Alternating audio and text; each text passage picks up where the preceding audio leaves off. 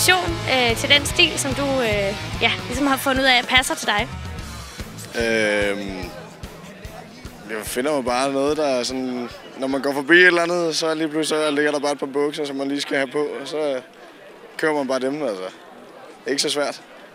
Men er det ikke ligesom for eksempel din super cool tatovering, du har på armen? Har du ikke forholdt dig rigtig meget til, hvad er det, du gerne vil signalere med det? Og gør du ikke også det igennem dit tøj?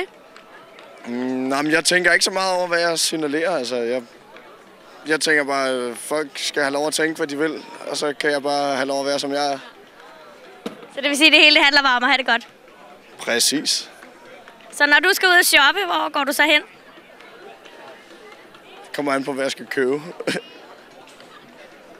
Jamen, jeg går sgu aldrig ud for at købe tøj sådan målrettet. Det er altid, når man lige er nede at handle, og så kommer man forbi en eller anden butik, hvor der er noget tøj, så køber man lige et par bukser eller andet, ikke?